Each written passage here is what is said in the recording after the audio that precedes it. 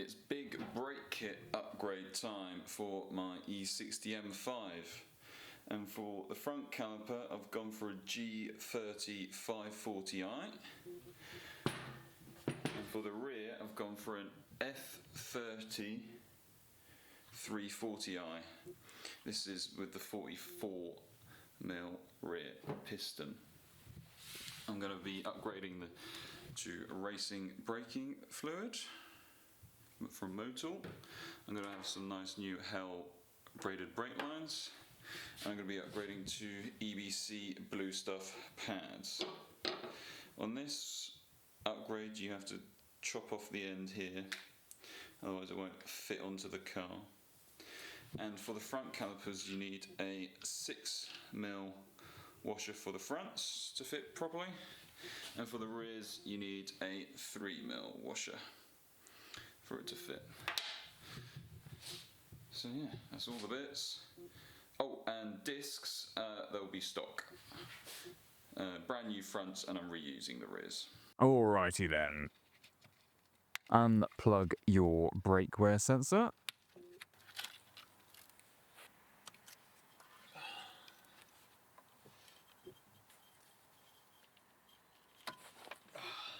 You want to carefully loosen the brake hose. Then we have 2 caliper bolts to remove.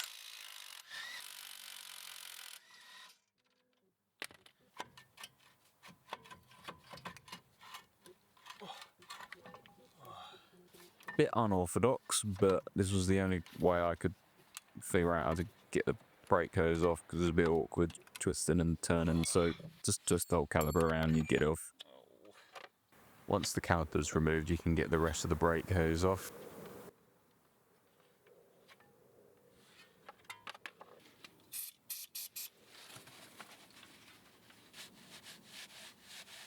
With that all out of the way, we can remove the brake disc.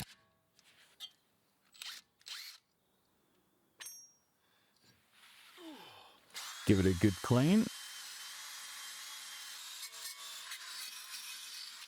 Before putting on the brake disc, I like to put a bit of copper grease on these little brake disc bolts, as they often get stuck and have to be drilled out. So I would put a bit of grease on there just to make sure it doesn't tighten up. Alright, and now we can put the new caliper back on.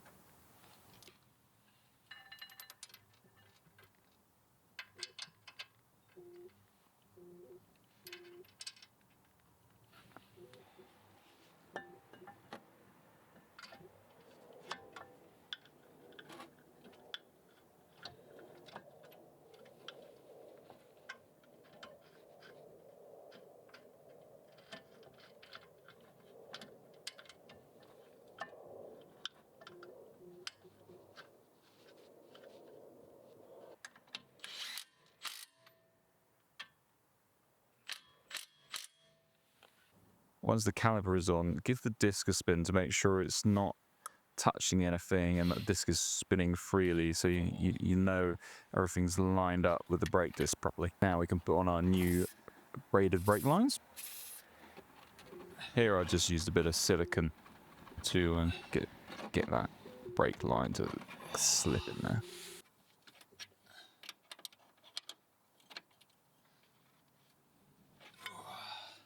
For the front brake pads, we have to cut off the edge of it, just as where the pad starts to turn in at the top. We're going to take off about 1 centimetre or so that the pad will fit nicely with the disc. Otherwise, it will hit the brake disc hack. Alright, with those cut down, we can add a little bit of copper grease to the part that's going to be contacting the brake caliper.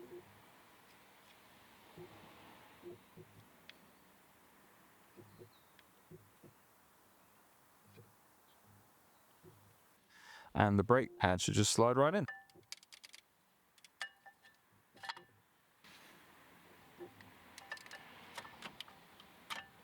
Then it's just a matter of putting in this metal bracket and lining up the pins.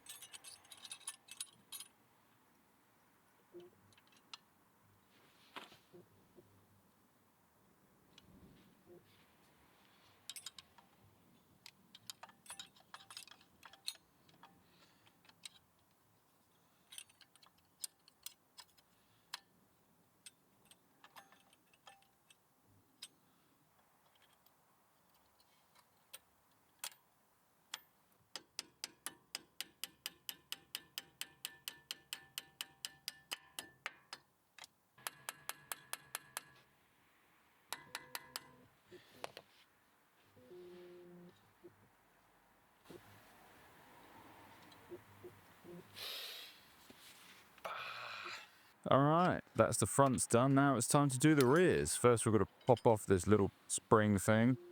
And then again you've got two bolts on the rear of the caliper to remove.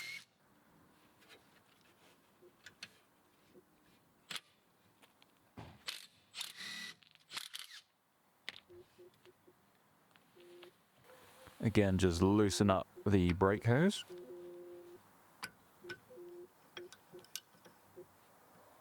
And then we can remove the caliper.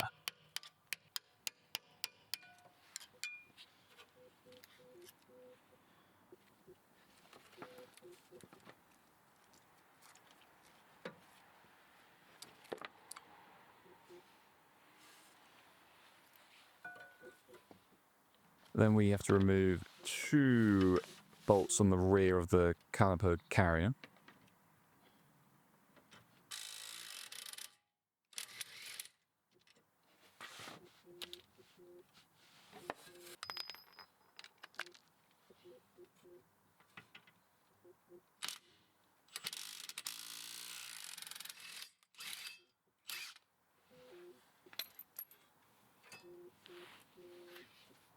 We should now be able to remove the old brake hose completely.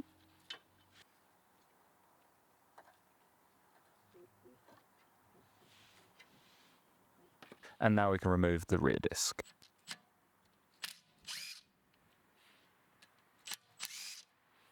Make sure the handbrake is off, and then just work your way around the brake disc slowly, and it will eventually come off. Put some effort into it, man. Jesus. Alright, give it a good clean. On the rear dust shield, you have to cut it off of the smallest part of the brake shield. It's just where it comes out a little bit, right on the edges there. Just need to trim those off, and then the brake caliper will fit properly.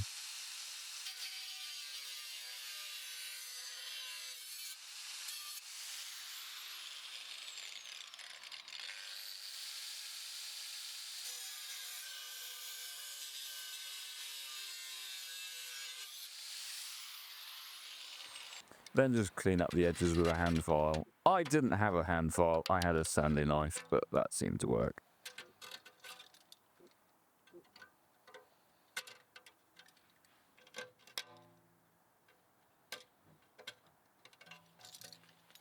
As I'm using the old brake disc, I just cleaned it up best I could and drilled out the holes with a flathead screwdriver just to get out the gunk, and then cleaned it with some air. Alright, time to put the rear brake disc back on.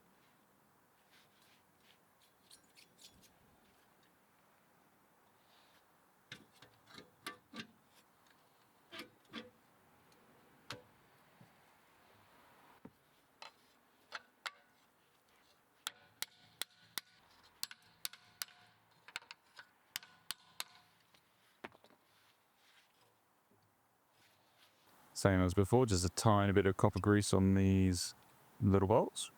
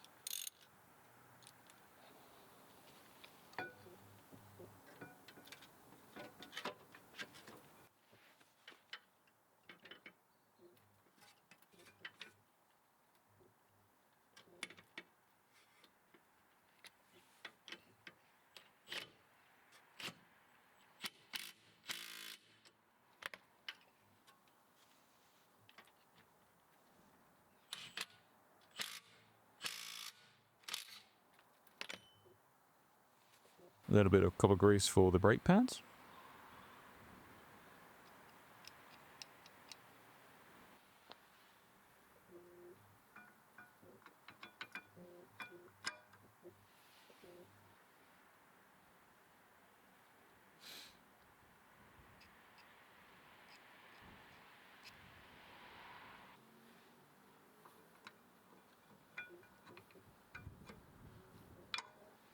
put in the metal bracket and line up the pins.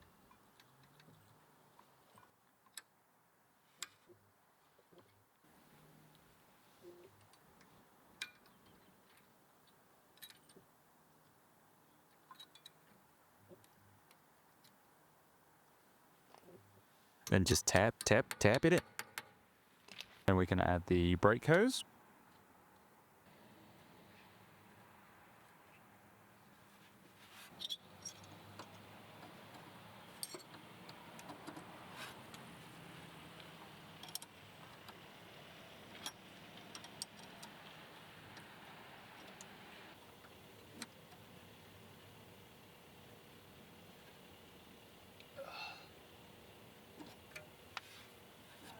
Alright, with all the brakes installed, we now need to add some fluid.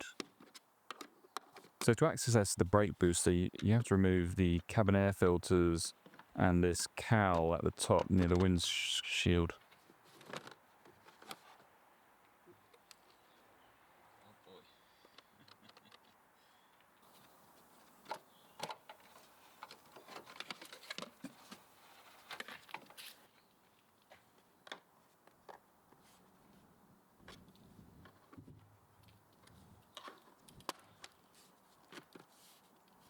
The driver's side cabin air filter had these two plugs, so we'll just watch out for those.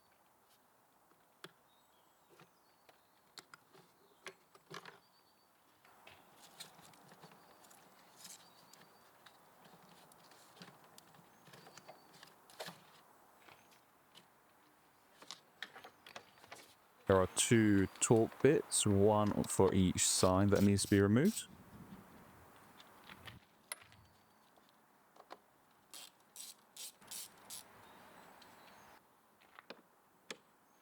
Then there are these plastic tabs that can be rotated with a 13mm, but they only rotate about 90 or 60 degrees. If you overdo it, you get a big, nice click like I just did there, which means it's broken. Well done.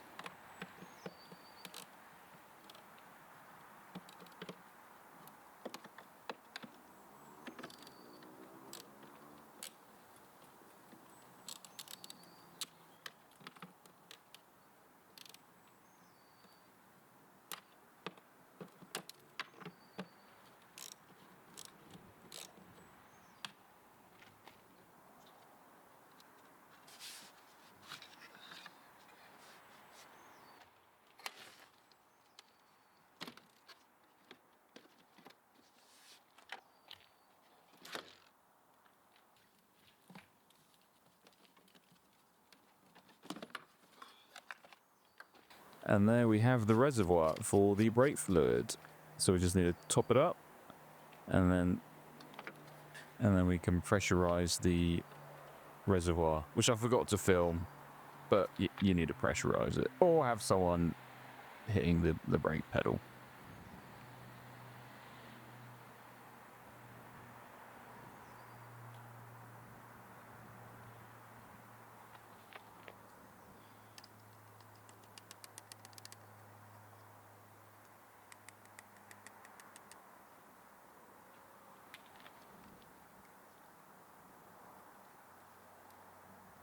And then we can bleed the brake calipers. Make sure you start with the furthest one away from the brake booster, and then work your way around until you go from the furthest away to the closest. If any brake fluid leaks out, make sure you clean it up because that'll eat your paint like crazy. After you've done that, make sure you've got a good, strong, firm pedal. We love a firm pedal around here. And you're good to go to put the cowl back on.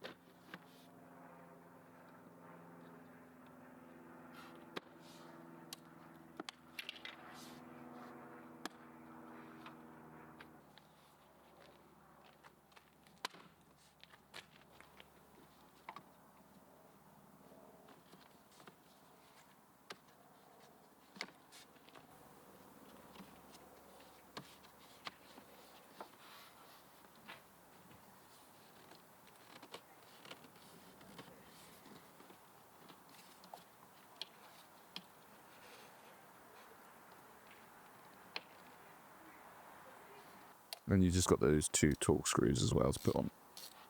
One thing I haven't shown is the brake pad wear sensors. You can use the original. I had to buy them after the fact. I couldn't get the old ones to come out the brake pads. They just snapped off. So you're going to have to spend about £30 to £50 to buy some original brake wear sensors, brake pad wear sensors, and they will fit as normal. You got 2 for the front and then 1 for the rear.